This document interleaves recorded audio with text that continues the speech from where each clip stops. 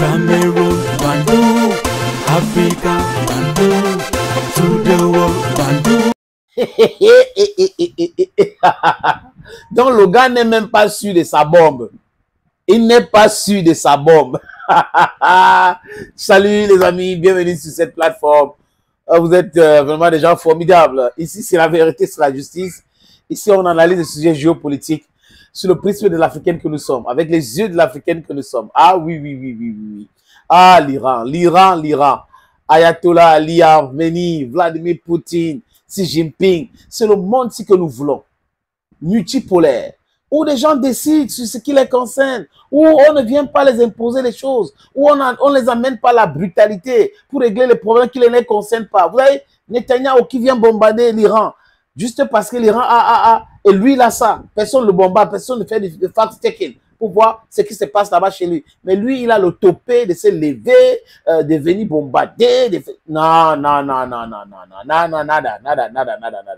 C'est pas ça. Voilà que Donald Trump lui-même, il doute de cette bombe anti-bunker. Il doute. Donald Trump doute. Il doute. Il vient de comprendre aujourd'hui que, et non pas tout le renseignement sur les différents sites de nucléaires iraniens, surtout Natanz. Ils n'ont pas. On parle d'une profondeur de 80 mètres. Alors que cette bombe GBU 57 peut détruire jusqu'à 60 mètres. Mais là, c'est sur les montagnes. Il y a des gravats. Donc, ce n'est pas uniquement le béton. Il y a des gravats, des rochers avant d'avoir le béton. Donc, du coup, la profondeur, c'est quoi exactement? Si les gars larguent ces bombes-là et que dans 6 mois, l'Iran vient ramasser les trucs et reconstruit, ça détruit le business des Américains. Donc, Donald Trump, il flex.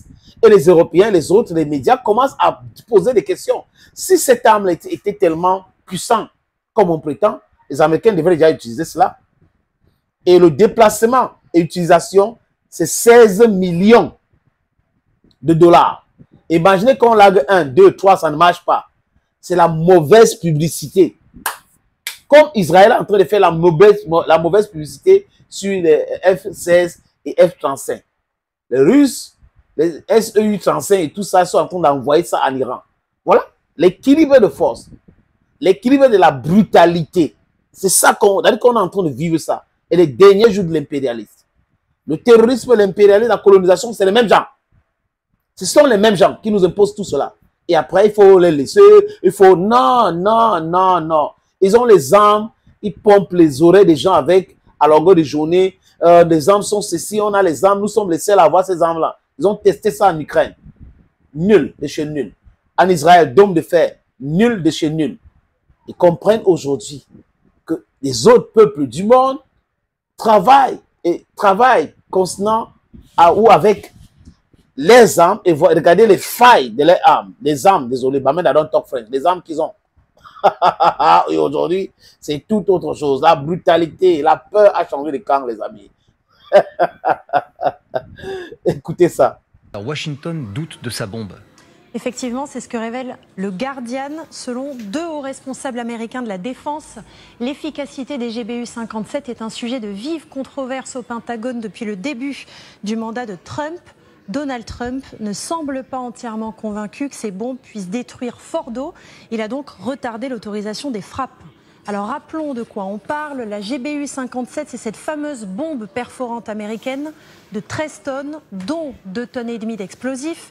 Elle mesure 6 mètres de long. Elle est surnommée la Bunker Buster, car conçue pour détruire les bunkers souterrains. Précisons aussi que chaque mission avec cet engin coûte en moyenne 16 millions de dollars. Signe particulier, la GBU 57 possède une enveloppe en acier beaucoup plus épaisse que les bombes de taille similaire. Grâce à elle, la munition reste intacte.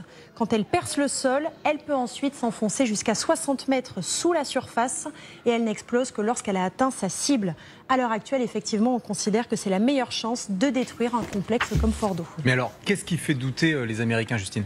Eh bien, les responsables du Pentagone craignent que des frappes conventionnelles, même avec des GBU 57, ne pénètrent pas suffisamment profondément sous terre. Alors rappelons la configuration des lieux. Fordo, c'est ce complexe nucléaire en zone montagneuse qui abrite 2 gigantesques salles d'enrichissement et jusqu'à 3000 centrifugeuses, le tout Bluff. enfoui sous 80 mètres de roches et de béton. La vérité éclate, 80 hein. mètres selon ce que les Occidentaux croient savoir.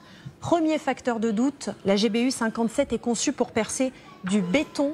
Or, à Fordo, avant d'atteindre le béton, il faut percer une montagne de granit plus dure, plus résistant, plus dense. Ce qui soulève un second doute, si la bombe ne perce pas suffisamment en profondeur et qu'elle explose avant sa cible, elle pourrait engloutir le complexe sous les gravats sans le détruire. Des responsables du Pentagone estiment que cela pourrait retarder le programme de 6 mois à 1 an. Ça a l'air bien à la télévision, mais ce n'est pas réel. Enfin, troisième doute, cette bombe a déjà été testée, mais jamais dans des conditions comparables à Fordo. Et si l'opération échouait, les États-Unis perdraient en crédibilité. Or, pour un homme comme Donald Trump, c'est sans doute l'argument massue. Merci beaucoup, Justine. Quand on regarde, quand on écoute les éléments comme ça, les amis, ça fait rire seulement. Parce qu'ils sont trop forts dans la médiatisation des armes, dans la publicité des armes. Nos armes sont ceci, nos armes sont cela. Nous sommes forts, nous sommes les seuls au monde à avoir ces armes-là. Parce que on fait ça avec, on peut percer, on peut... Au nom de quoi? Les gens qui ont les armes mortelles, les gens qui utilisent déjà les armes-là pour faire mal aux autres peuples, peuvent intimer l'ordre aux autres de ne pas avoir. S'il y a un seul pays au monde qui a déjà utilisé l'arme atomique, c'est les États-Unis d'Amérique. Hein. L'autre jour, quand Donald Trump demandait au peuple iranien de Téhéran de quitter la capitale, on avait appris qu'il voulait utiliser l'arme atomique tactique à Téhéran. Mais la brutalité avec laquelle Netanyahou devait recevoir des armes aussi nucléaires tactiques ou sur le sol américain, ça devait être compliqué. Donc, il a vu les enjeux. Il a vite compris que ce type de menace ne va pas passer. Parce que les autres peuples au monde se braquent aujourd'hui.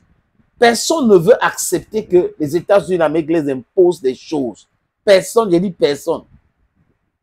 Les Américains ont tellement imposé les choses à tout le monde, au point où, c'est-à-dire que ils prennent plaisir aujourd'hui, ils disent on va faire ça, on va faire ça. Mais seulement, avec Donald Trump, ils sont un peu raisonnables. Celui qui n'est pas raisonnable, c'est Netanyahou. Alors qu'en réalité, c'est le bébé. On lui donne tout. Mais comme on lui donne tout, je crois que ça lui monte dans la tête et il pense que oui, je suis le chouchou, je peux faire ça, je peux faire ci, après, on va toujours me soutenir, on va toujours me venir en aide. C'est ça. C'est ça le vrai problème de Netanyahou. Mais vous voyez qu'il voit aujourd'hui que les Américains ne sont pas sûrs.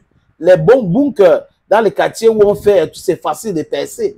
Mais sur le montagne, c'est compliqué. Vous n'avez pas la vraie information et vos agents sur le terrain qui vous donnent les renseignements sur les différentes adresses, on les arrête aujourd'hui. On les prend. C'est-à-dire qu'on est en train de les arrêter partout en Iran. Donc ça rend l'équation tellement difficile. Le mec, il a tout détruit. Il a tout cassé. Et Monsieur Neta, vraiment un bluffeur comme ça. Thank you, friends. Thank you. And bye-bye for now. Cameroon, Bandung, Africa, Bandung, to the world, Bandung.